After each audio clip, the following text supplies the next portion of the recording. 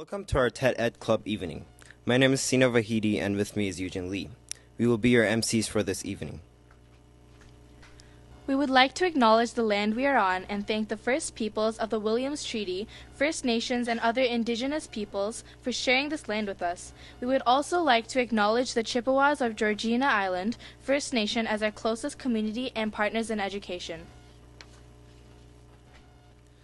This evening is a collaboration of students from schools across the YRDSB that have been participating in their school's TED Ed Club throughout the school year. Tonight, we are looking forward to hearing inspiring talks from students on issues of social change.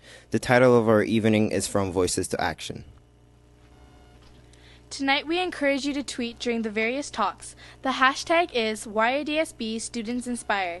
This hashtag can be found on the front of your program and at the bottom of the screens behind us. At this time, we remind you to turn your cell phones to vibrate, not disturb the presenters. We would like to call upon Superintendent Swaroop, selected by TED Ed as a TED Innovative Educator, to say a few words. Good evening, everyone. Who could have imagined that we would be having our first TED Ed Club evening in York Region District School Board with so many schools coming together under the TED sign? What does TED stand for? Technology, Entertainment, and Design. TED Talks are ideas worth spreading that motivate and inspire people around the world. And TED Education, or TED Ed, are lessons worth sharing by and for teachers. And TED Ed Clubs support students in discovering, exploring, and presenting their big ideas in the form of short TED-style talks. Today, we'll be listening to our student voices from 8 schools in a variety of formats, from the art in the hall to videos and talks representing the theme From Voices to Action. Through TED Ed Clubs, guided by teacher advisors, our students are learning presentation skills to be able to share their ideas. Public speaking requires courage, confidence, and conviction. I applaud our speakers and presenters today for being inspirers with their ideas on a wide range of thought-provoking topics. To the parents, I want to thank you for being here to provide encouragement to all presenters. And to the teachers and administrators and colleague superintendents, I want to acknowledge your effort and hard work behind the scenes in preparing our students. To all students present, I want you to know you can make a difference with your thoughts, ideas, and actions and make the world a better place for everyone. I look forward to listening to your big ideas this evening. Thank you.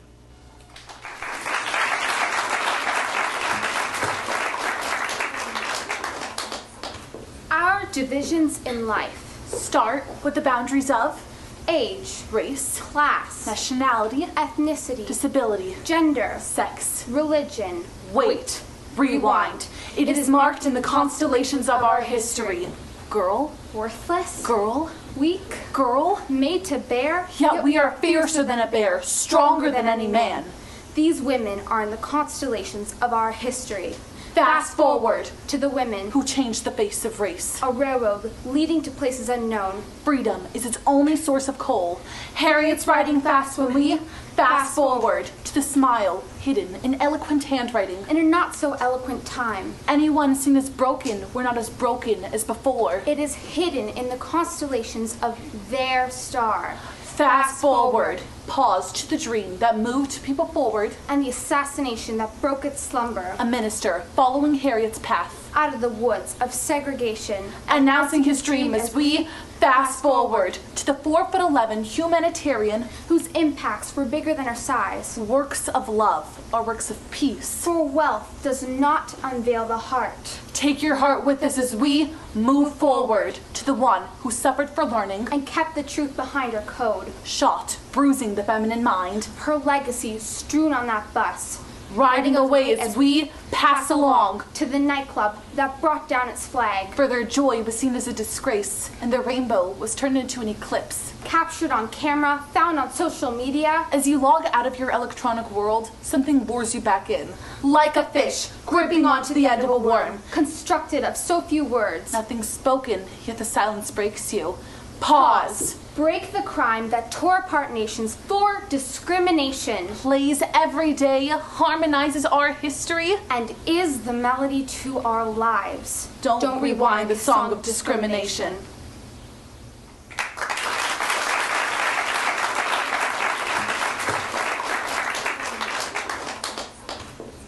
Did you know that according to the World Wildlife Federation, there are less than 2,000 living pandas in the wild today?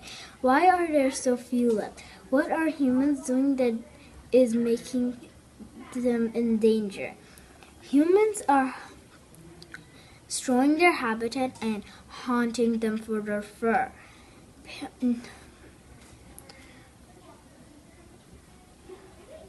Half of newborn pandas die from disease or by being crushed by their mother.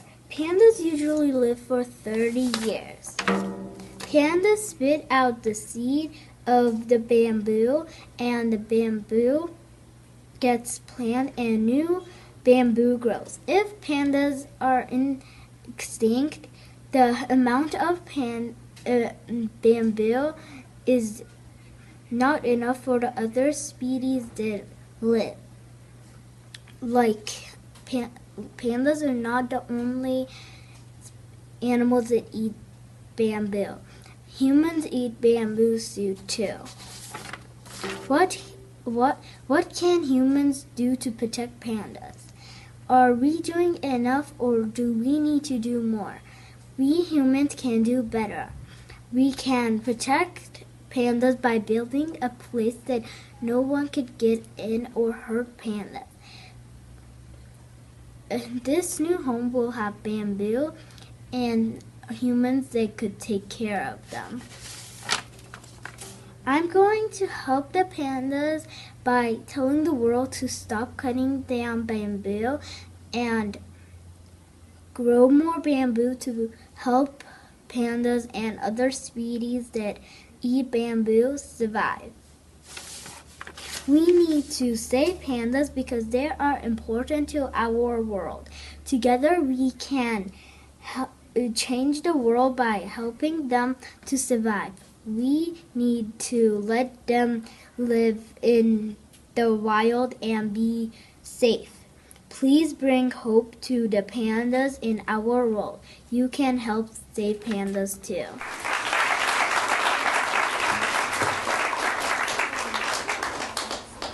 It started with words, name-calling and screaming. Fat, worthless, a pool of tears. She thought of leaving, but she never did. Her feelings were scared, angry she hid. But his words turned to actions, and her anger turned to fear. Fat, worthless, a pool of tears. Slowly her smile faded away. She was always asked if she was okay. But no, don't answer her. He would find out. He will hurt her again, without a doubt. Was it him talking or was it the beer? Fat, worthless, a pool of tears. Her scars were a cry of fear. But no one seemed to answer. No one seemed to hear. She didn't know why he was doing this to her. Just a minute ago, they were happy. They were. Later, her family noticed her scars. They wanted her husband to be behind bars. With her family by her side, she started to see that she was finally going to be set free. She thought no one cared. She thought she was weak. But now she's the guts to stand up and speak. Later, her husband was arrested for his crimes. But it wasn't over. She was traumatized. Sessions of therapy could do the trick. But this would take time. It wouldn't be quick. She's not the only one who needs to recover. There are more people that suffer. There are many others. Now she is able to finally see that she is beautiful, worthy, strong, and free. But this is only one story about feeling this fear. Over 40 million people are abused each year. But don't get me wrong, it's not just women. Men can suffer. Girls can be the villain. Ew, where's his abs? Ew, she's ugly. Hearing these words don't make them feel lovely.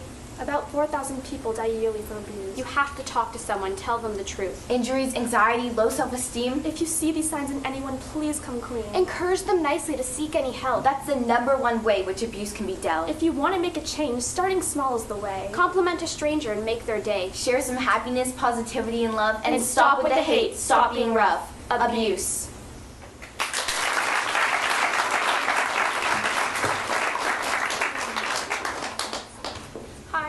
Tam. And my name's Jessica. And we're two leaders from the Healthy Schools team at Wilshire Elementary School. Bullying is such a big issue that so many students are forced to deal with daily. And we believe that the best way to stand up is to speak up, and that's exactly what we intend to do. To this day, schools still attempt to claim the name of a safe space, offering us safe words and safe havens. But how safe are they when the bullies have a spare key? We basically have a welcome mat at the door. To this day, students continue to give bullies a superpower. but don't confuse these with those of Superman, Spider-Man, or Batman. These powers won't save us. To this day, this bullying epidemic has taken over our school system and become so much more than a community circle, a pink shirt, or a hashtag. We can wear pink until we're blue in the face. But that doesn't stop the 3.2 million children who fear bullies each day. How do we wear pink every day? To this day, the lessons on bullying prevention come from a textbook. Shouldn't they come from those who really understand? Us, the students. We're the ones surrounded by it every single day. The ones who witness it, live through it. To this day, Bullying has become so normalized that even the best of friends will make subtle comments that could be classified as bullying. but we exempt it because we're best friends, and would a best friend really do that? How many times is the word bully misused? Where do we draw the line? It's A domino effect. Well, it stops here. We are the tile that will not fall over. We will not knock the others down. We'll be the base the strong foundation. for the generations that follow. Let's stop telling the victims to stand up and start telling the bullies to stand down. We need to teach them to fight back. Not with their fists, but with their minds. We need to detach the roots from the ground before they become a field of dandelions. Weeds disguised as flowers. Give students power through knowledge and resiliency. To this day, You'll understand when you're older. said every adult ever. Well, this can't wait until we're older. This is happening now, every single day. Things have changed since you were in school, Dad. Let me teach you something about bullying. Bullying is no longer just physical contact. Rather, it's verbal humiliation. It's a nonverbal cue. a stare, A glance in the wrong direction. a tweet, An Instagram post. a Facebook update. To this day, It is these unspoken words that will haunt us daily, and likely will until it is us teaching our own children how to stand up and speak up. and even then, it'll always be a nightmare. To this day, Bullying is everywhere. to this day, Bullying still exists. to this day, a poem for the bullied and the beautiful. They tell you to stand up for yourself. Well, that's hard to do when you don't know who you are. I've been knocked down so many times, I get altitude sickness just from standing up. We are expected to define ourselves at such an early age. And if we don't, others do it for us. Loser, Ugly, fat. stupid, They ask me who I want to be, and then tell me what not to be. Even my dreams get called names. silly, Foolish, impossible. but we have to keep dreaming. How many times have we heard, Sticks and stones may break my bones, but words will never hurt me. Stop. But words do hurt. So don't you dare tell me that words hurt less than a broken bone. A wounded heart is not something that can be fixed with the contents out of a first aid kit. There is no band-aid large enough to conceal that scar. Every school was a big top circus tent, Juggling depression and loneliness, playing solitaire, spin the bottle. trying to kiss the wounded parts of ourselves to heal. But at night, while the others slept, We kept walking the tightrope. It was practice, and yes, some of us fell. our lives will always be a balancing act that has less to do with pain and more to do with beauty. This is who I am, and this is how I stand up for myself. And if you can't see anything beautiful about yourself, Get a better mirror. look a little closer. Stare a little longer. We have to make ourselves see that They were wrong. We are members of the graduating class of We Made It.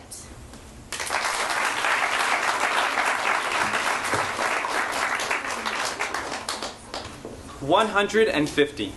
150 perpetual winters. 150 ways to make beaver tails. 150 A's, sorries, and thank yous.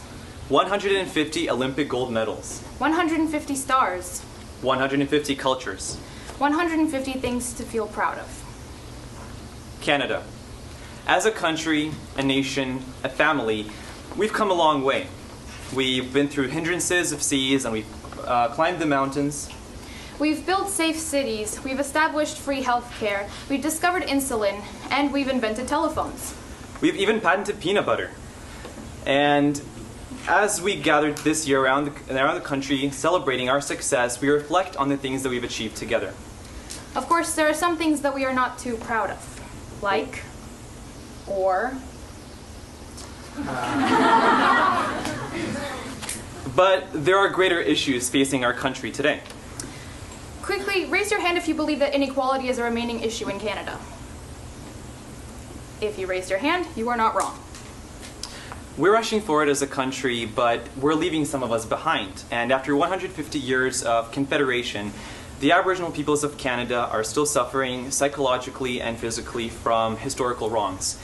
They have their roots planted in our soil, but after hundreds of years of isolation, deculturation, and discrimination, we've left behind many people. And they have the pictures to prove it. So what can we take away from these? Reserves mean poverty. Did you know that Indigenous children are more than twice likely to be raised in poverty than non-Indigenous children? 1 in every 5 Indigenous homes is in need of serious repair. It's a situation where 5 families must settle and live together in a house with only 3 bedrooms. A reality where one can wake up and expect no fresh water in their tap, or worse, E. coli, or worse, bacteria. And it doesn't end inside the home. Few remote communities are serviced by public transit vehicles, and insurance is expensive and out of reach for many. Clients are often situated miles with no phones, no service, no transportation, and very few people to cover that expensive land, leaving many helpless in case of a crime or emergency. This seems like a sad reality to us, but it's an even sadder one for Aboriginal youths, who after surviving so long in poverty have fallen to despair. And as a result of that, the suicide rate in northern communities is 5 times the national average. Aboriginal youth are also victims of a very poor education system. We talk about residential schools like they're a thing of the past, having long deprived the people of their culture, their language, their traditions, but it's insane to think that these communities and these establishments have only been closed down about 1996.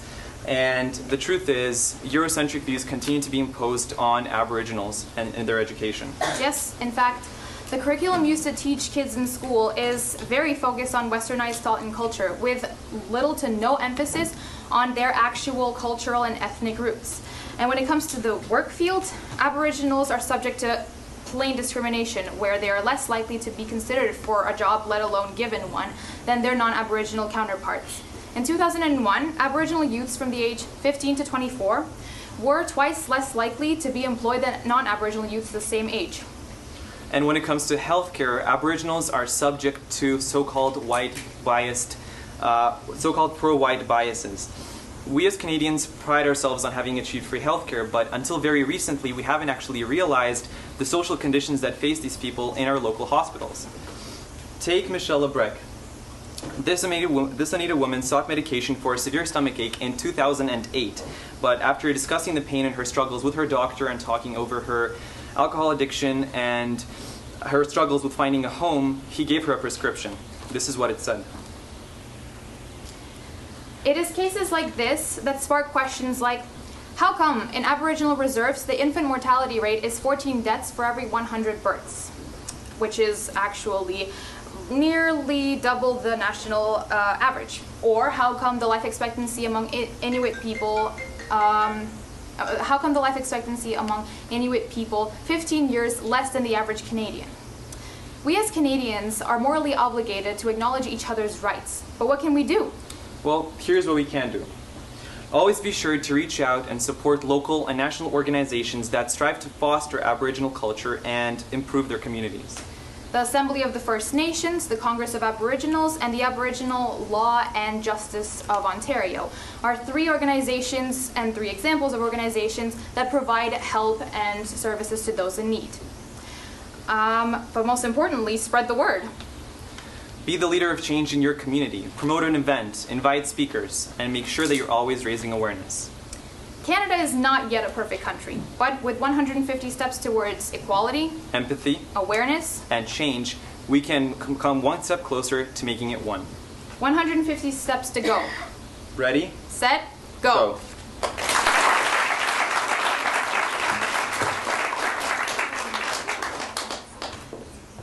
You're ugly. You're dumb. You're pathetic. You're so lame. Such a loser. You have no friends. Get a life. Canada has the 9th highest rate of bullying in the 13-year-old category out of 35 countries which were researched. That's sad, right? Well, that's not all. In a large study, about 49% of children in grades 4 to 12 reported being bullied by other students at school at least once during the past month. And over 3.2 million students in the world are victims of bullying each year. 17% of American students report being bullied 2 to 3 times a month or more within a school semester. And 4 teachers don't witness bullying when it happens and will only intervene 4% of the time. By age 14, less than 30% of boys and 40% of girls will talk to their peers about bullying. 1 in 10 students drop out of school because of repeated bullying. As the boys grow up, they don't care about getting bullied as much and get hurt less than girls. And in fact, they're more likely to add to the problem rather than solving it by bullying girls. This does not only happen to children in school, it also concerns adults. Those are simply just some facts about bullying. So what basically is bullying, or more specifically, verbal bullying? The dictionary says use superior strength or influence to intimidate someone, typically to force him or her to do what one wants. That is the explanation for it, and it's probably what we think. But have you ever thought, is that all bullying means? If you have, welcome to the club. A lot of times I ask myself, what does bullying actually mean? What is it that takes over someone's thought and mind so much? In my experience and what I think now, I would answer my question like this. Bullying is not only pushing someone and forcing them to do something. Bullying is the effect that you have on someone's personality, friendship, dreams, confidence, and what basically makes that person a happy person. So bullying is not only physical bullying or cyberbullying. Verbal bullying is also a kind of bullying, which I think is even more hurtful than any other kinds of bullying. And verbal bullying isn't just calling someone names and calling them a loser, making fun of them with words and hurting them. Laughing and giggling at them is also verbal bullying, and trust me, it's the worst kind of bullying someone could do to the other. So why do people bully? Some people think it's cool, and by ruining someone else's confidence and popularity, and even happiness, theirs would be increased. And they would look cool in front of the other cool kids.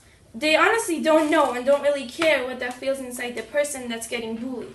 Some other people are just bullied because of the anger inside of them, and the truth is, most of those people got bullied themselves. And how would we know? Maybe they still do. Imagine your own child is getting bullied. Would you want that to happen to your kid? I don't think so. I had this friend last year who got bullied, basically experienced verbal bullying. And trust me, it was hard and hurtful. At first I thought, how could they affect her so much and change the confident person I knew before?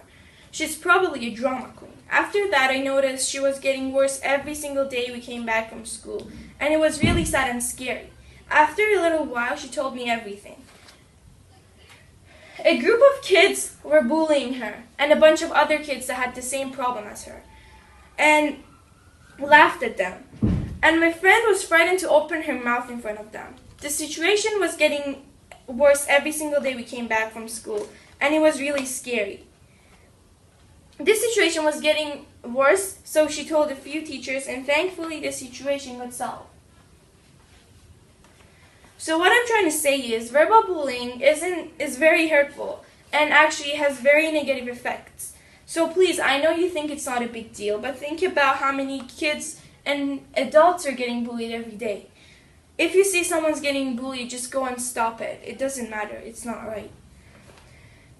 So think about what a big mistake you're making. So please, stop the cycle of bullying. Don't bully. Be a friend. Every one of you here today can make a difference. What can you do today, right now? Thank you.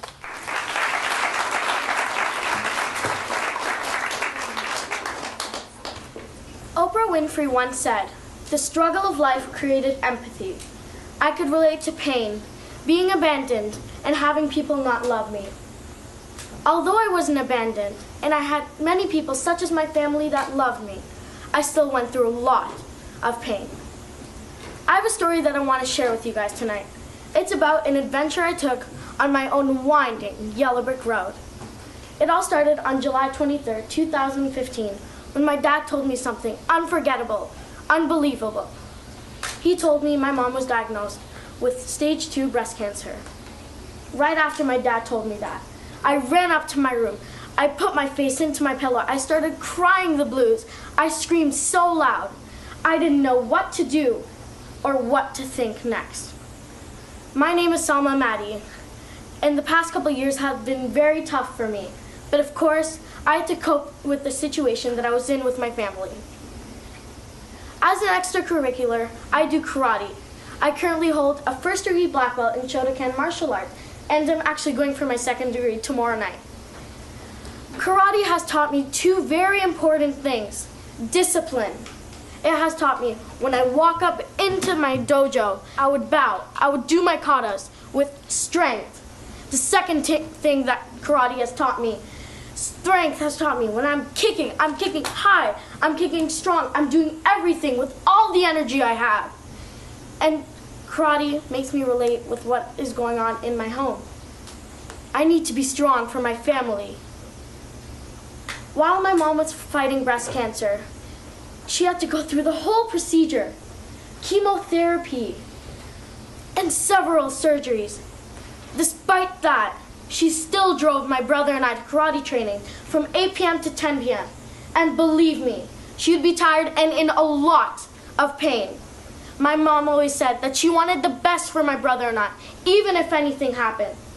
I wouldn't believe my mom would think anything would happen to her. I told her, you're always going to be there for me. You're always going to wake me up in the morning and say goodbye to me when I go to school, and I'll see you when I get back. And I told her we're going to live a happy, long future together. When the whole situation started, my mom had to go on an extreme diet, which included some really nasty vegetables. And I had to help her somehow. So I decided to encourage her to help her eat all these disgusting fruits and vegetables. Some kind of vegetable called wheatgrass. And it was really disgusting. But I needed to help my mom. Eventually after that, she had her big initial surgery, which changed her entire life. She had her 4 sessions of chemo, which led us straight to 2016, which was a wonderful year, until we heard the news that she's gonna do another surgery to bring her back to the way she used to look before, as her initial surgery changed her appearance. We told her to always take care of herself, forget about all of that, and she should focus on taking care of herself. And we always told her, you're beautiful the way you are. And the way I look at it, this was a new chapter of my life after my mom kept on doing these surgeries. Before, she isn't as strong as she is now. She's like the new superwoman. And her look, her hair, which is, by the way, a sick haircut. And Mom, I hope you're listening to this. You're beautiful just the way you are. I couldn't tell you before that I didn't see you the same way when you did that first surgery. And to all the cancer patients or friends of those who have cancer, if you are confident in who you are and you don't let others judge you by your appearance, others will want to follow your footsteps. With my knowledge and experience with my mom and my family, I decided to create a YouTube and an Instagram account called Cancer Success 1. I decided to create this Instagram and YouTube account so I can share my knowledge with others. And I would write weekly and even daily. I would post quotes such as, love is the cure. Love is the cure for everything, anything and everything. That means that if me, in my case with my family, my mom knows that I'm not sad about the situation we're in and I'm happy for her that she's doing better, she will feel happy for herself.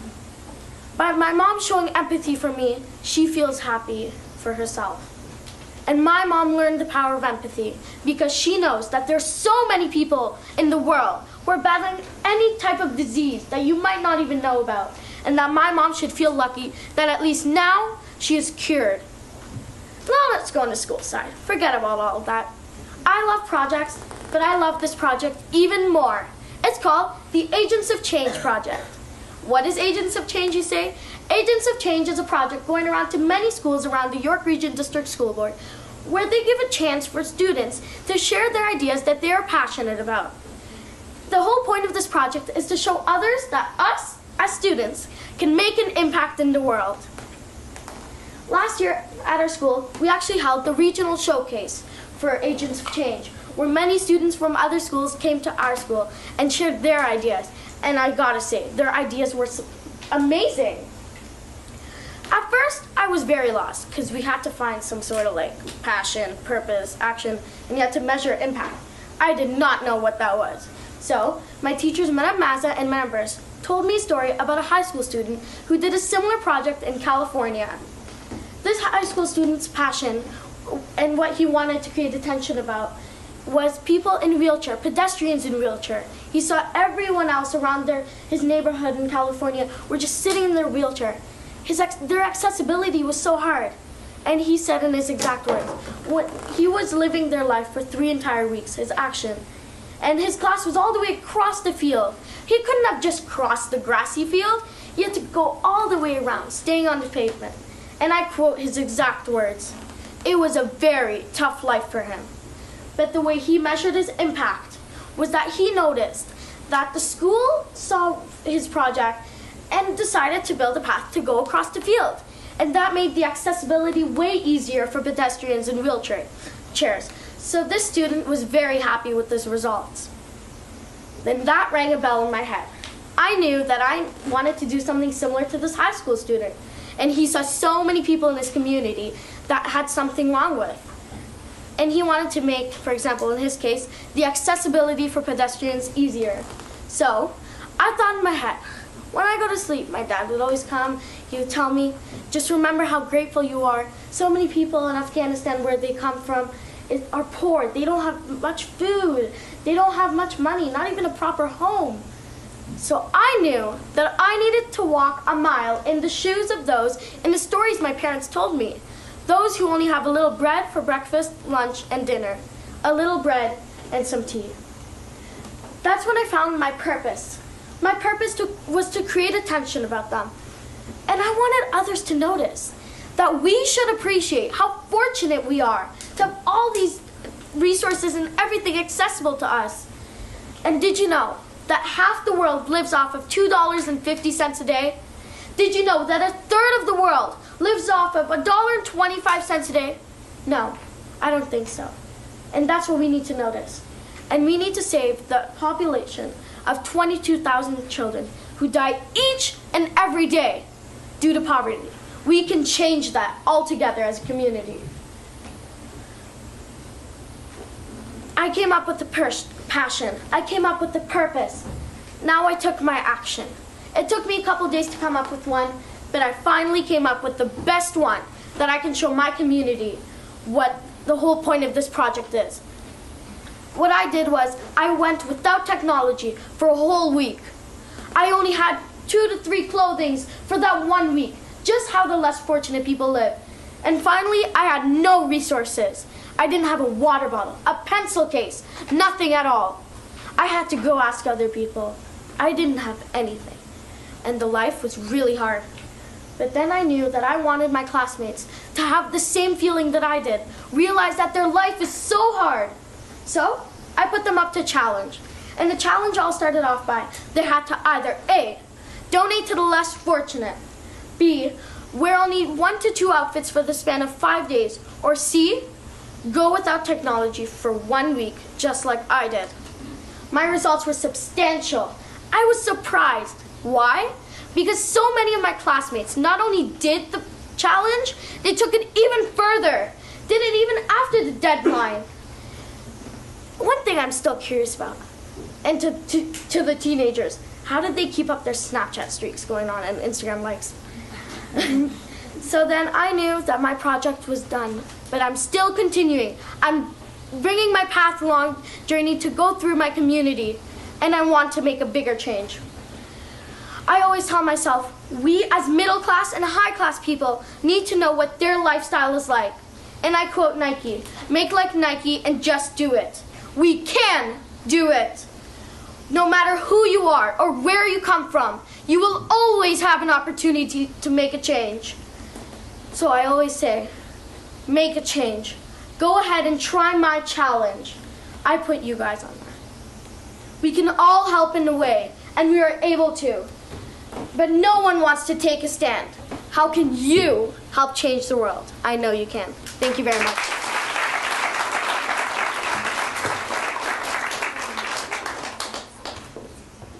To begin, I want to tell you a story about myself. On July 1st, 2003, the day of my 4th birthday, I said goodbye to my father, not knowing when I would see him again. The following day, my mother and I moved from Halifax, Nova Scotia to Toronto, Ontario to begin our new life. Since that day, my family has continued to grow and expand, and I now stand here in front of you today with 4 parents, 2 half-siblings, 3 step-siblings, a half-brother-in-law, 2 step-brothers-in-law, a niece, and a nephew. Granted, if you ask me how many siblings I have in a normal conversation, my answer would be 5. Why? Because I do. Half, step, once removed, or twice. This is my family, and I wouldn't change it for the world. 50 years ago, though, this intricate family structure was unheard of. A traditional family used to consist of 5 or 6 children, a husband, and a wife. The husband gets up and goes to work, while the wife stays home and cares for the children. This type of family structure has become less and less popular as society has progressed. Women now want to obtain a stable career in the workforce. Families are choosing to have fewer children and at older ages, and divorce and same-sex marriages are becoming more widely accepted. So how did we get from here to here? Let me explain. There are so many different things that I could talk about that would justify why family structure has changed so much in Canada. We could thank legislation, for example, the Civil Marriages Act of 2005 that legalized same-sex marriage, or we could thank major world events, for example, the Great Depression or World War II, which drastically impacted birth rates in this country. But to be completely honest with you, the most important factor that has influenced family structure can't be measured by statistics or numbers. The most important factor is our Canadian values. Without our core beliefs as a society, none of the legislation or the world events would have impacted us in any way. Canada's international reputation revolves around its progressivist mindset. We were the first country outside of Europe to legalize same-sex marriage. We were one of the first countries to legalize adoption for same-sex couples, and we were also one of the first countries to legalize divorce. It is because of our openness as a society that families like mine can flourish in this country. Despite us being an open-minded society, I often wonder how and why there are so many different family structures. How can a society so bound together by a set of core values feature so many different family structures? If you look at this graph right here, you can see the drastic change in family structures over the past 50 years in Canada. As you can see, the percentage of married couples in Canada has dropped drastically over the past 50 years, going from 91% to 69%. On the other hand, all other family structures have increased in popularity. The 2 most notable increases are common law couples and lone parent families. Common law families have become increasingly popular since the early 1980s. A common law family is one that has lived together for at least 3 years or have a child and have lived together for at least 1. Common law couples are given the same rights as regular married couples. The only exception is there are no legal bindings keeping them together. Common law couples will file joint tax returns, share a joint bank account, and share a last name. They will appear like a married couple to the public eye. The popularity of this type of family structure has increased as marriage has become a less integral part of society. It was in the mid-1980s that marriage became less important because divorce laws were shifting and women were becoming a more prominent aspect of the workforce. Lone parent families, on the other hand, is where there's simply only one parent present. The other parent could have passed away, there could have been a divorce or a separation, or the parent could have never gotten married in the first place. The cause of lone parenthood has also shifted dramatically over the past 50 years. The amount of widowers has dropped over 40%, and the amount of people that have chosen to never get married has increased by 30%. The drop in widowed couples has gone virtually in sync with the increase in life expectancy in the country.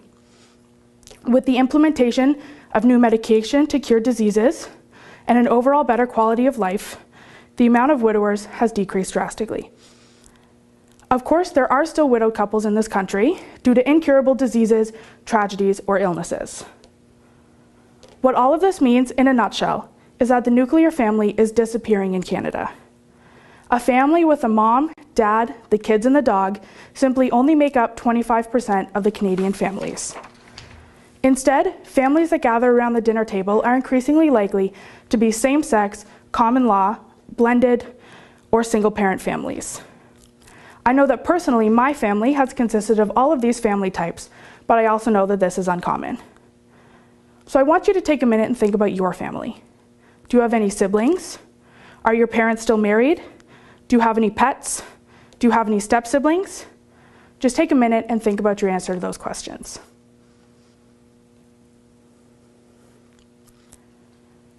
Chances are, very few of you had the same answer to those questions. The fact of the matter is, we are a society that's constantly moving and changing. We don't have time to hold on to what used to be because we're so busy chasing what's yet to come. Whether divorced, same-sex, blended, or nuclear, a family is the most important thing a person can have.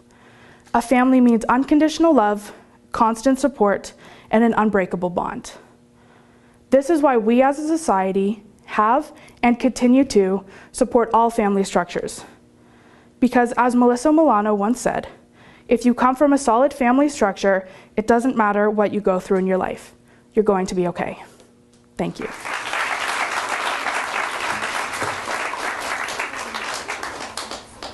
I know everyone loves movies here. Everyone loves to watch them. They're great, they're fun, and it's a time where you know, like, get free movie tickets somewhere or something. Well, everyone loves movies, except for that guy who like hates everything. Like on social media, he hates that, he hates everything. Well, he's not the point right now. Everyone has their favorite movie. I don't even know which one is mine because there's so many good ones. But for every good movie, there's a violent one out there. They could be even the same movie. For example, like in 2003 alone, there has been 534 violent movies. It's a common belief among society that violent media causes aggressive behavior from children. This has been brought up before at like a Batman screening a shooting at Batman screening in Colorado. This has sparked debates about whether violent media affects the human behavior in a bad way. The biggest form of media is TV or television. According to Psychiatric Times, the average American watches nearly 5 hours of TV every day. And more platforms are becoming hosts of violent posts or videos. Almost 2/3 of every TV program contains physical violence.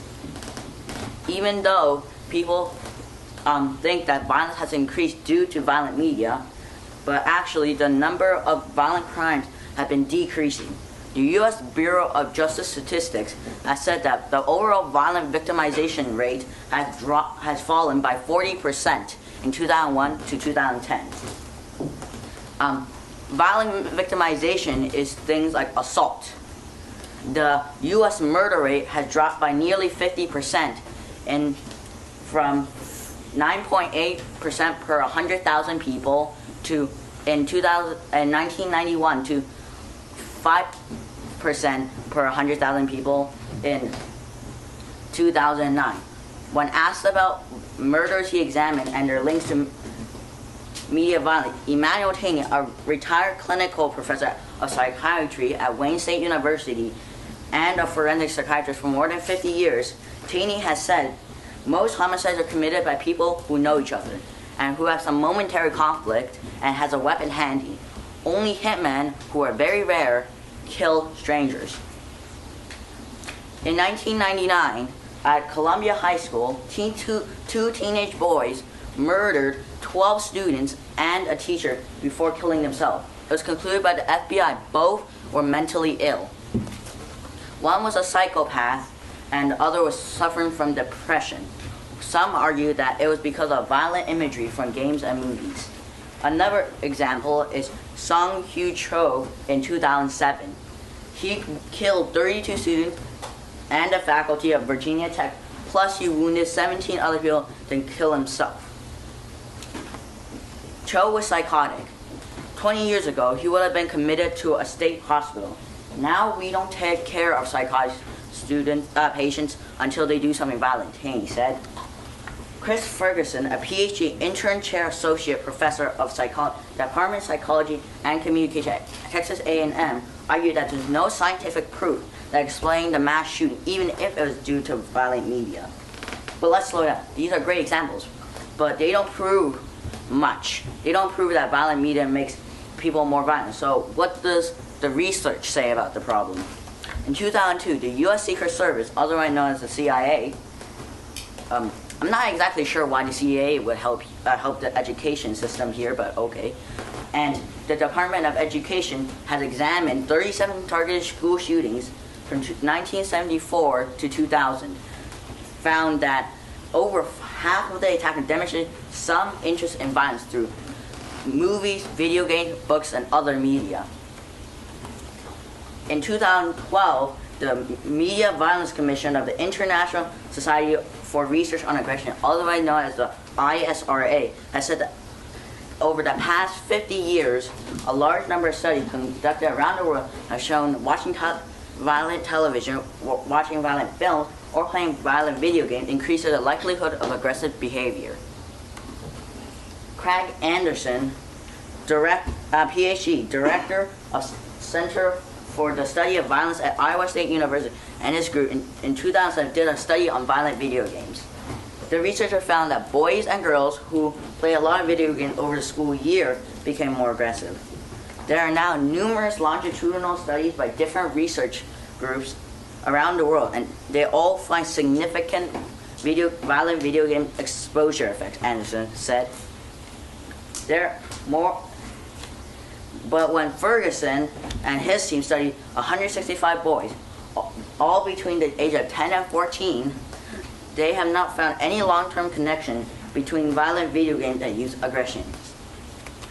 There are more and more evidence proving that violent video games can cause aggression among children.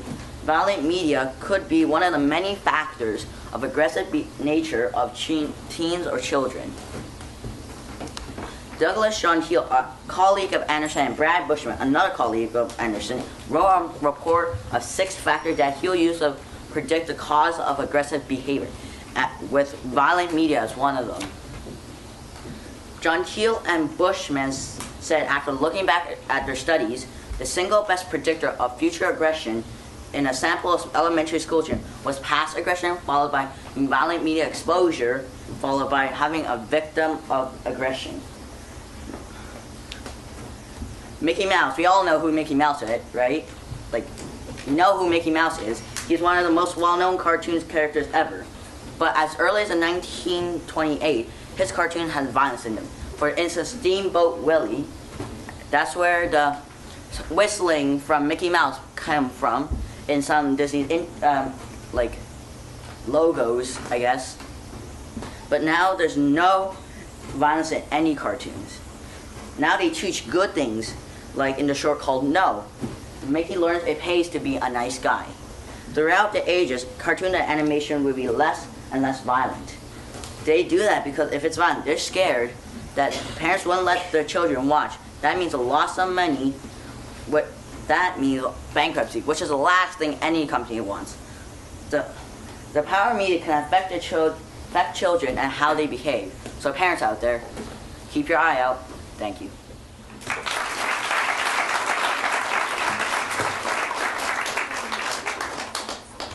I've always had a big idea that seems so difficult and impossible to accomplish.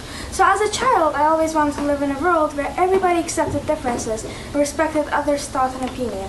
We all live in the same world and breathe the same air. And even if we speak in different languages, wear different clothes, and believe in different things, our heart all beats at once. I honestly don't understand why just because someone has different color of skin, different likes and dislikes, and different body size, some people just have to see that as a problem and would rather make fun of them than tell them how unique and beautiful they really are. So now I would like you to close your eyes for a moment and picture this big, beautiful garden. That garden is filled with lots of different flowers. Some are red, some are orange, some are big, some are small, some have broken a stem, and the other one lost a leaf. But when thinking about it, those are the things that make the garden a more beautiful place, because having only one type of flower would be very boring. But then, when looking at it this way, if they were living like we were, they would probably have already bullied each other, and some would have committed suicide, like the 15 out of 100,000 Canadians every year. This is exactly my point. Why can't we be like them? We're human. We're supposed to understand more about feelings and have more empathy. You see, When they come together, they form a beautiful garden. That is what we need to understand. So thankfully, I did not have any experience where I was made fun of for being different. But I never felt and still don't exactly feel comfortable in my own body because I don't like the size of my face and my ears. I know that I should not let these little things to make me feel bad about my body, but I can't do anything, or can I? The expectations of the society are that beauty can be measured by images we see on TV and movies and in magazines. Now, if someone told you that you look ugly, what would you do? If someone called you disgusting because of the scar on the left side of your face, what would you do? To be honest, I would do nothing and just say, those words are not rocks, they can't hurt me. But in reality, I would be burning inside for not doing anything and letting someone there more powerful than me, allowing them to hurt me like that. Well, that ends today.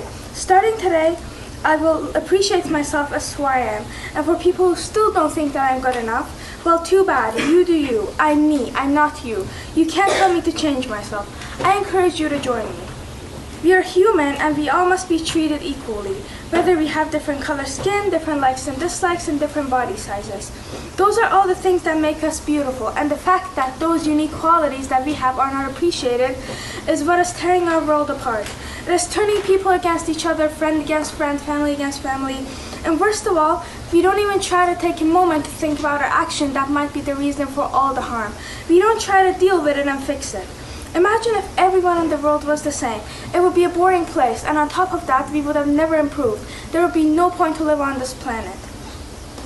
Today, I came on the stage to leave a mark that will last forever. I want you over there to come up with a conclusion, a way, a solution, or just anything that will do the smallest change. Because one person can make a big difference, and every little bit matters, no matter how small. Thank you.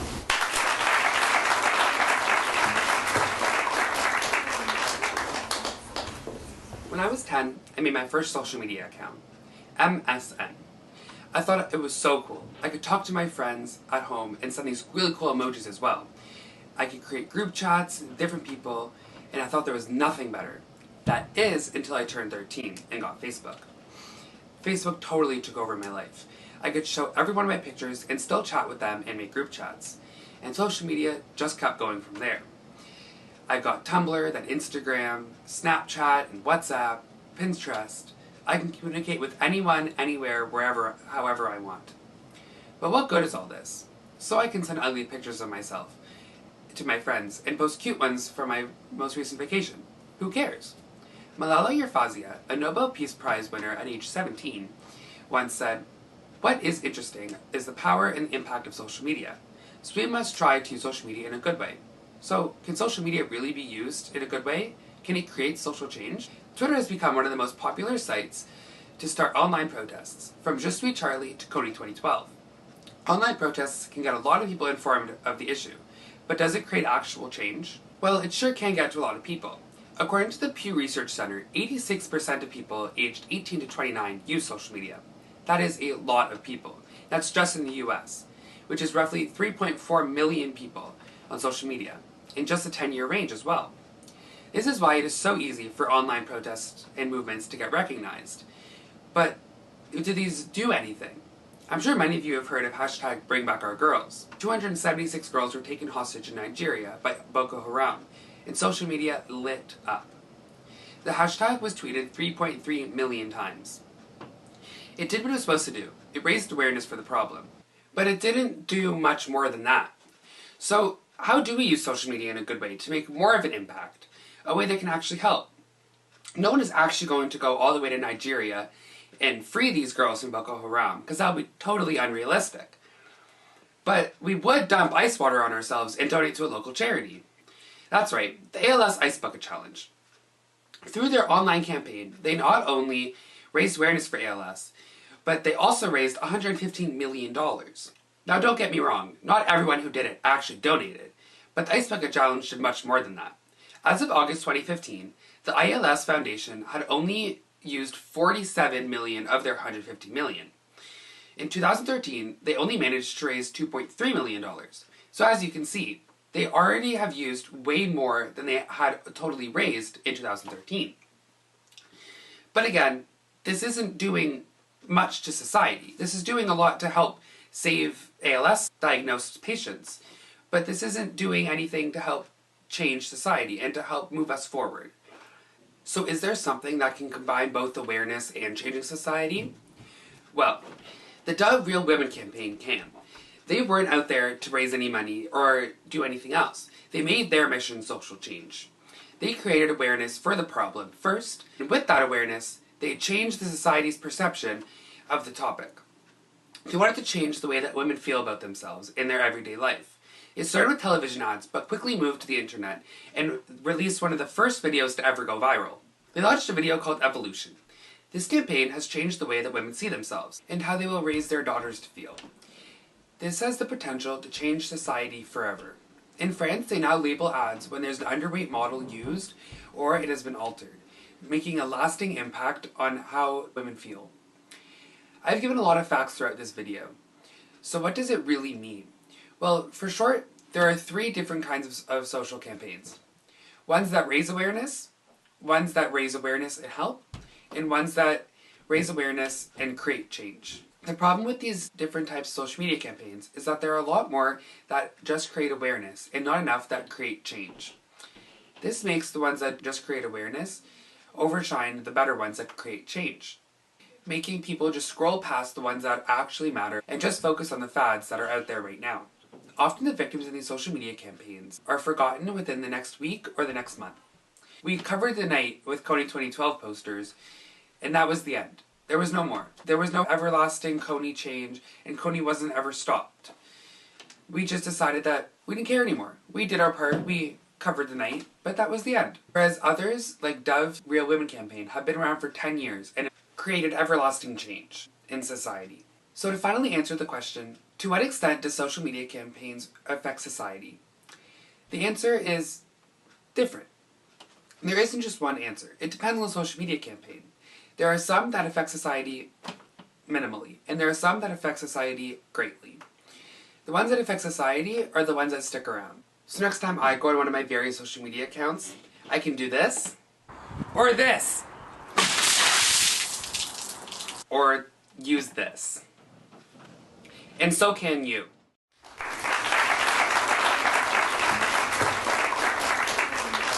Hello, my name is Mahi, and I'm here to talk about laws today. So we have to follow laws because they help us stay safe. I make sure to try my best to follow the laws as best as possible, and also to encourage my family to follow the laws.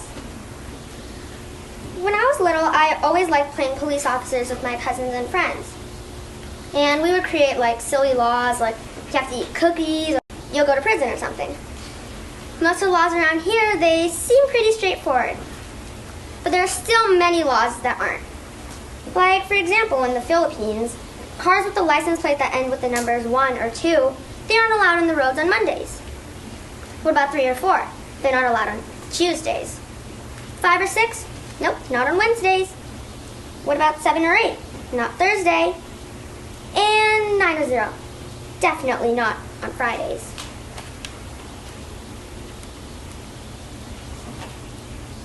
Also, if you do end up disobeying those laws, you gotta pay a fine. And you gotta make sure that if you gotta travel there, you need at least 2 cars to drive.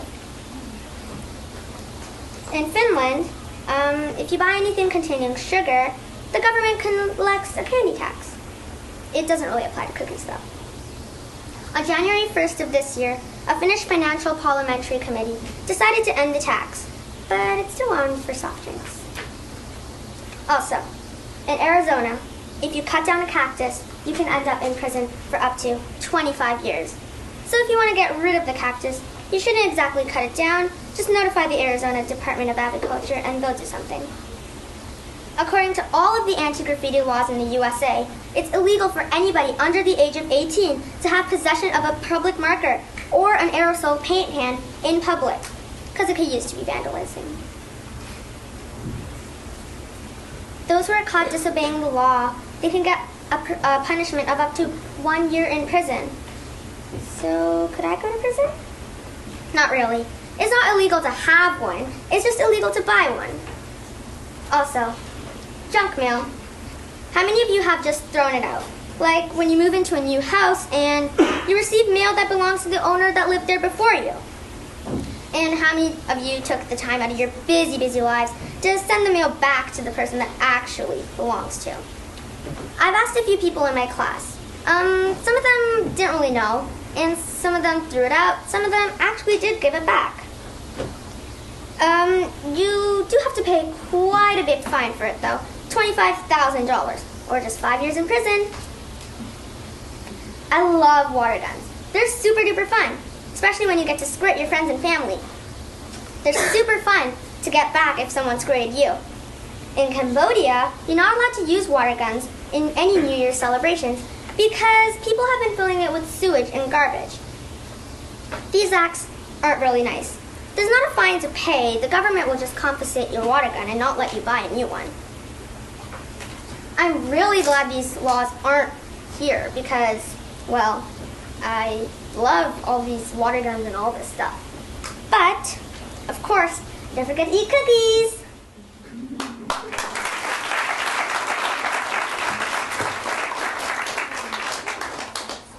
How would you feel if you were in someone else's shoes just for 5 minutes? How about Amanda Todd's shoes?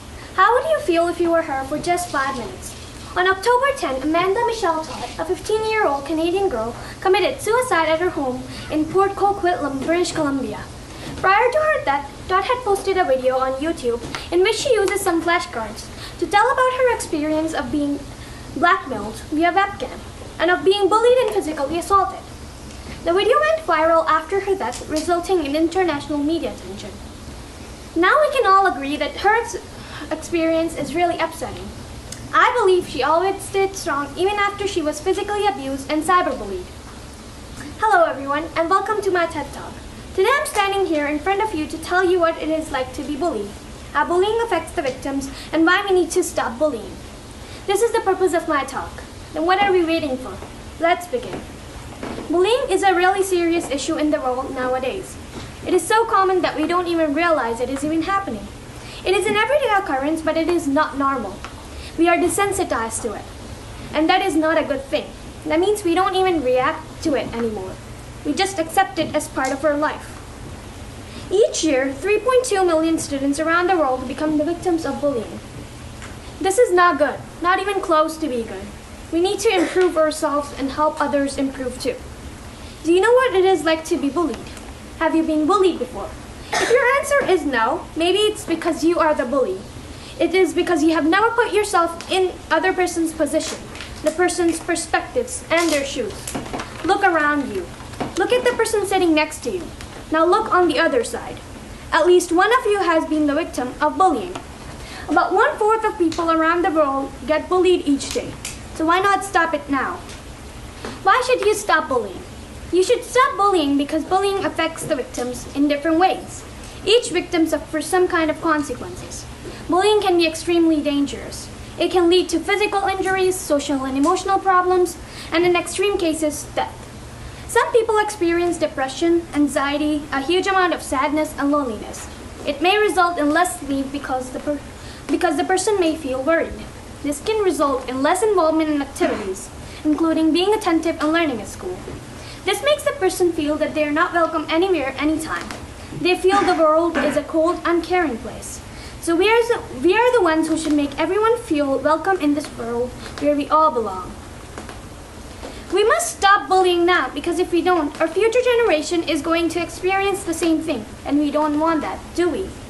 Because if you do, then that means you're not the kind of a person who's going to make a difference. In conclusion, we must understand what the victim is going through. We must change our way of thinking and put ourselves in the victim's shoes. That's the first step, so take that step. Together we can all make a difference. Thank you for listening.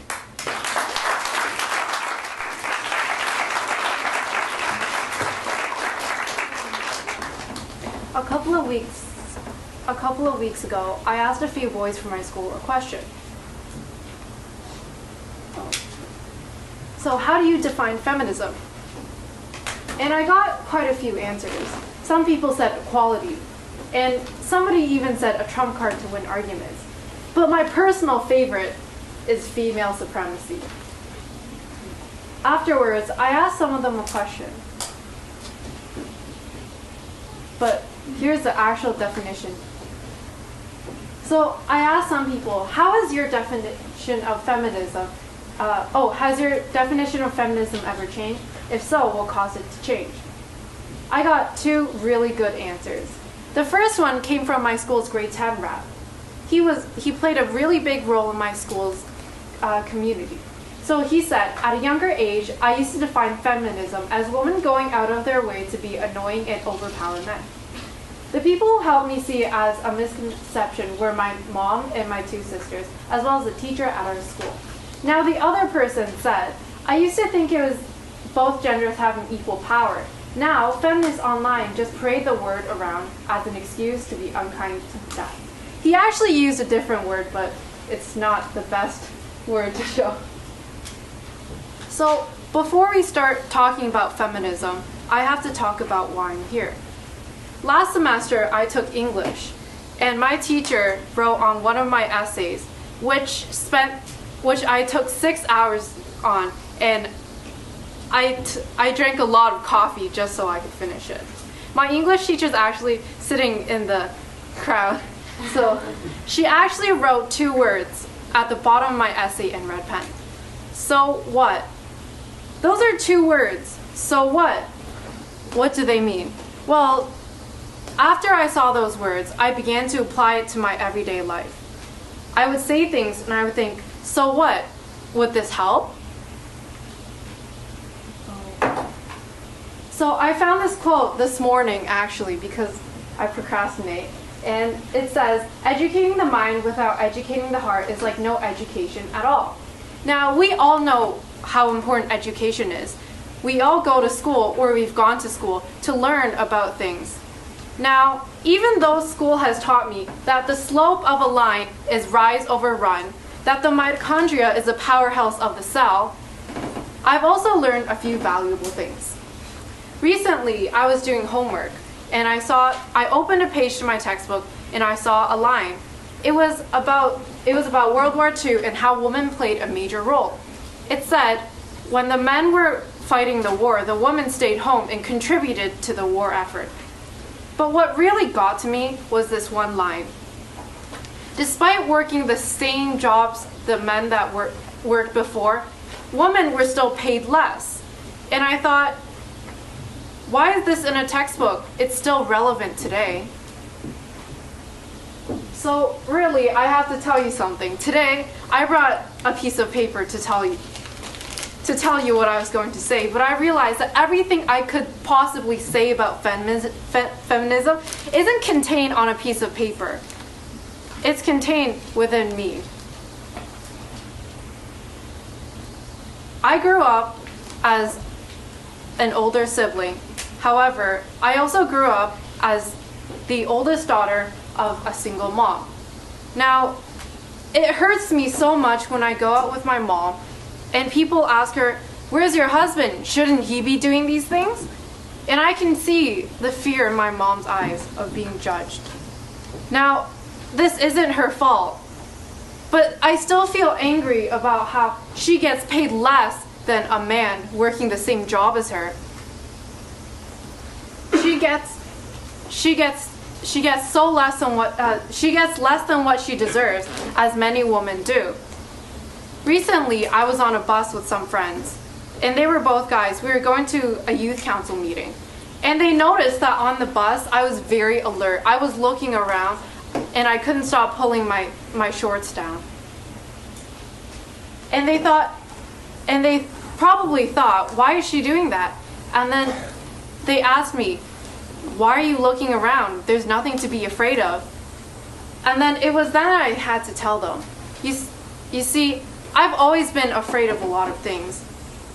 As a female, I'm often afraid of going out at night. And I know that I've never experienced these things, but statistics are pretty scary. I'm 5 times more likely to be assaulted sexually than a male. And really, this paper, it says a lot of words. I wrote them during my lunch because I didn't sleep. But really, what I need to tell you is that education is important. Not only not only learning the things in school, but also learning the things that we should be knowing. We should know how to cook, we should know how to be kind people, but above all, we should learn how to be a good person. Now, a lot of people associate social media with bad things, and that's okay because sometimes social media does have some pretty bad things. But actually, my experiences with social media were pretty positive. Through social media, I learned a lot of things. I learned how to help a friend who's having a panic attack. I learned about the Black Lives Matter movement. But most importantly to me, I learned what feminism was. Now, a lot of people think that feminism is really about women hating men, but that's not what I learned. What I learned was that women are equal to men, as I'm equal to the boy sitting next to me in math class. But the thing is, sometimes we have to stop prioritizing those men and focus on helping women. For example, if you break your right wrist and you go to your doctor and he says, hey, I'm gonna help you with your wrist, and he bandages both of my wrists, that's not going to help me. Because even though both of my wrists are equally important, my wrist is broken and I need to fix it. So, actually, one of the guys I talked to said, I hope that one day feminism will no longer be needed and women around the world can finally say, I'm equal. But before that, we need to educate people. Now, it's easy to go up to someone and say, hey, you should be a feminist. But it takes more to teach them what it is. So what I think is that before you tell someone they should be a feminist, you have to teach them what it is. Because how can you be something that you don't know about? Thank you.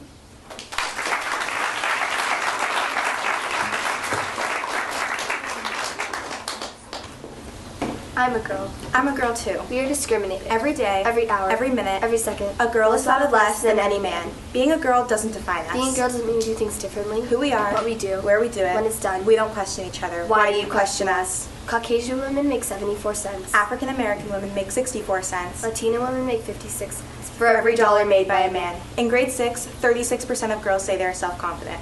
But by grade 10, the number of confident girls drops to 14%.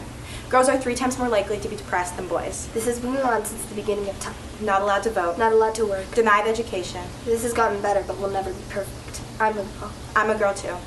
Women in combat are more likely to be raped by one of their own than to be killed. There are 68,000 troops in the armed forces. And only 15% of them are women. Women are brave. Women are powerful. Women persevere. Women go against all odds just to prove themselves. But this isn't recognized. One girl's mistake shouldn't change the view of all women. So why do we let it? Women are stereotyped. Women are discriminated. Women are not made of steel. Women are not punching bags for you to hit for fun. Women have values and needs and should not be taken for granted. I'm a girl. I'm a girl too. Raise your hand if you've ever felt discriminated because you are a girl. Now look around. Every day, 95% of women and girls feel discriminated because of their gender. Well, only 9% of men feel this way. Whether it's the smallest insult or the biggest burn, everything hurts.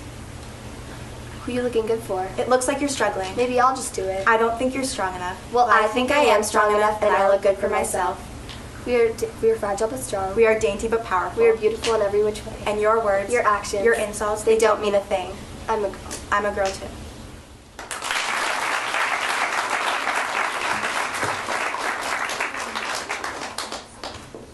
Have you ever been judged because of your gender? We are here to tell you guys about our passion, gender equality. We feel that gender equality is a very important part in social justice. In case you don't know about gender equality, gender equality is when both sides of the gender are treated equally. And we are concerned because we have been through a lot of situations where either us or our friends have been treated unequally because of our gender. And guess what? The teacher in general are the people that treat students unequally because of the gender. Based on our observation, female teachers in general tend to lean to the better side, and male teachers tend to be more fair to everyone.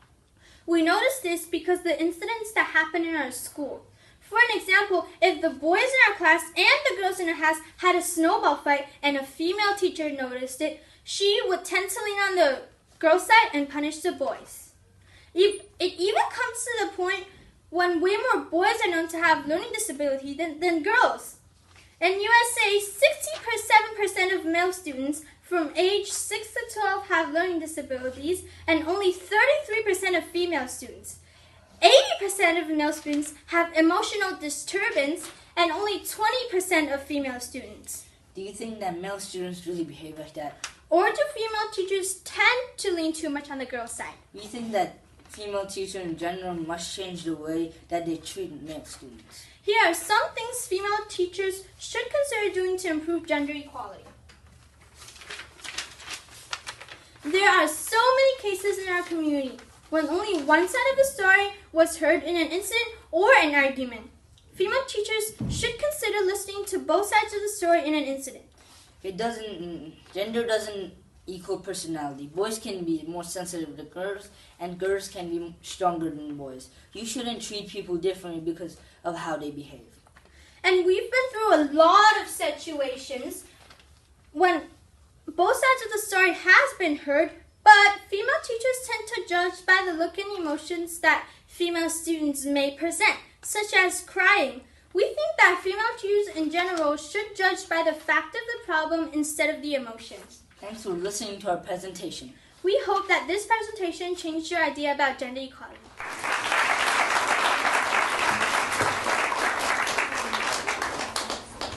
Good evening, everyone. Well, for most of us, we actually don't live in the same society as our parents. We don't have a job. We can't even drive cars. And most importantly, we don't get to pay taxes. So good for us. Now, for the rest of my life, I'm 17 years old now. So for the past 17 years, I've been living in a society called school. The school is a society for children and teenagers. It even has its own government, composed of teachers, caretakers, and principals. We got our own job, which is to do homework and study. We even have our own paycheck. It's called report card. So at the end of the day, our knowledge of societies come from school. Therefore, to build a more equitable society, we need to build more equitable schools. But first of all, what is equity? Now, I'm going to tell you guys a personal example. In gym class, there's something called a vertical jump. So you measure how high you can jump. So in this case, equality would mean that we measure everyone by the same height. Well, for someone who's like me, I'm shorter than my normal male counterparts, so I'll probably struggle to reach that height. But for someone who is really tall, they can reach the height with ease. So that is equality. That's not fair, but it is equal because everyone is touching the same line. Equity would mean that the gym teacher will come over and measure your vertical jump according to your own height. Now, wait, you say, what happens if someone is more athletic and more fit before they even enter the gym class? Then doesn't that guy jump higher even though he's the same height as you?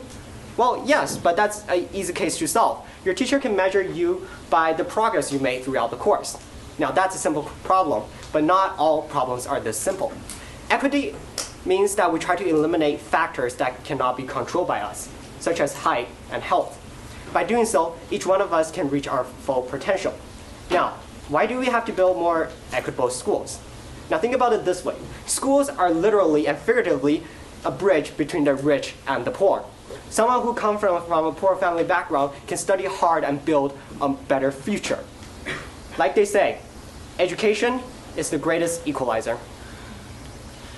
By building a more equitable school, you remove the mental barrier of students. Instead of thinking, well, I may never reach the same height as that person because I'm not tall enough, I will think I will reach as high as I can. That makes a great difference. When I was 10 years old, I came to Canada with my mom and with my grandma to live with my mother in downtown Toronto in front of Ontario Science Centre. We lived in a one-room apartment that cost about $700 to rent a month. Although we live in that kind of situation, I never felt that I was living in poverty or even different from anyone else. Because in that situation, there was an unlikely utopia called school. In there, I get to study and share my talents regardless of my family backgrounds. However, that society wasn't exactly perfect. From the talks we heard today, and from all of you guys, you should know that there is bullying, and indeed I was bullied because of my language barrier. This language barrier prevented me from reporting the bullies to the teacher and gave the bullies the ability to excuse themselves and explain themselves away. I don't blame them. Systemic problems require systemic remedies. There are many crimes going on in this world. There are poverty and there are many diseases. But those are hard to solve because the society is so big. There's so many people and there's so many implications in every step you do. However, I want you to realize that school is different. Schools are at a much more smaller scale. Everything you do can impact the student's life. And when we go out there, we will try to deliver the same knowledge that we learned to the greater society. Therefore, to build an equitable society means you have to start building a more equitable school. I'm a grade 11 student right now, and I do have a vision of my dream school. A dream school for me would be a school where announcements take 5 minutes to finish because there are so many after-school activities. A dream school for me would be where there are so many clubs where people, like-minded people, can gather around and go for their dreams. A dream school for me is where everyone can reach their full potential. Is that even possible? Well, here's the thing. Equity doesn't mean to only help those that's the most in need. Equity means to treat everyone fair so every one of us can reach our full potential. By doing that, school will no longer become a burden, but something we want to do, but a part of our life that is fun. And isn't that the purpose of our greater society? So that every one of us can live in happiness? I guess what I want to say is we learn a lot about social justice and human rights in school. On paper, maybe. We even know what the Charter of Freedom and Right. We might have taught them in civics class, but you know what's better? We can live it. Thank you.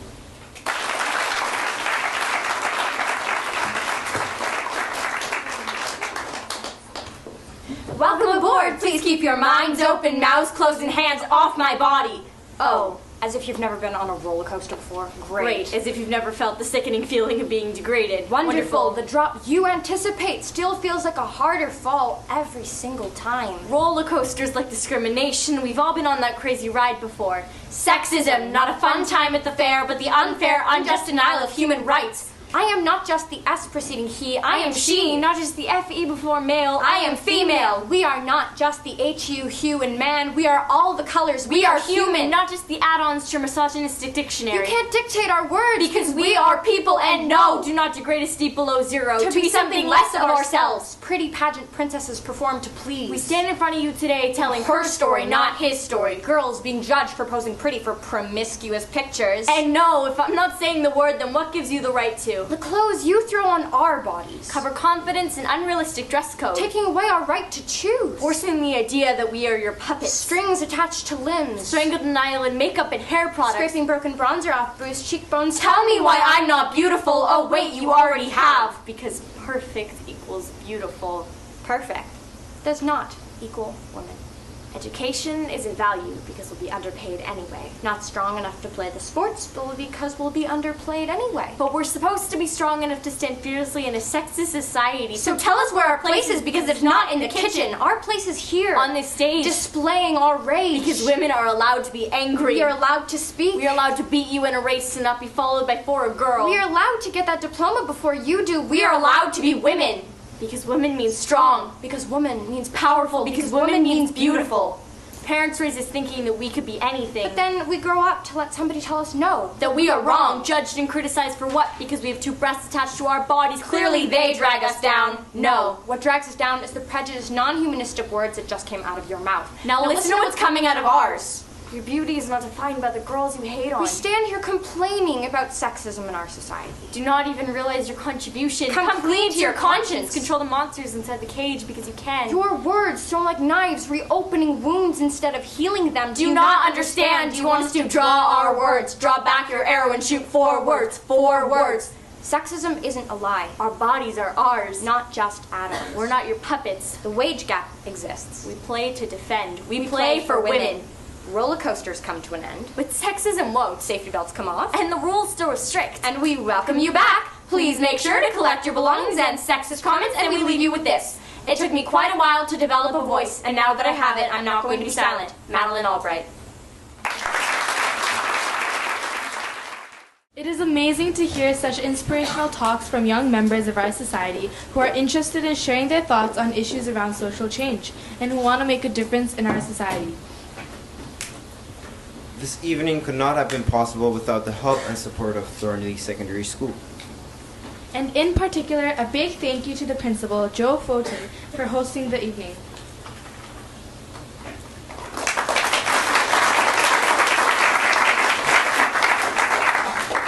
Mr. Sean Stone, head of drama, for setting up this wonderful room and being so accommodating to all of our needs. Mr. Rob Belchevsky, head of technology, for organizing all the technological supports needed for this evening.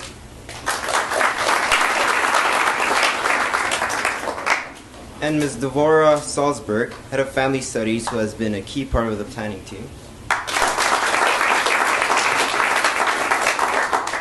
Lastly, a big thank you to the planning committee for this evening, the student tech crew from Thornley Secondary, all the student volunteers from Thornley Secondary, and all of the staff advisors of the TED-Ed clubs who worked to prepare the Inspirers for this evening. And thank you to our trustee, Susan Geller.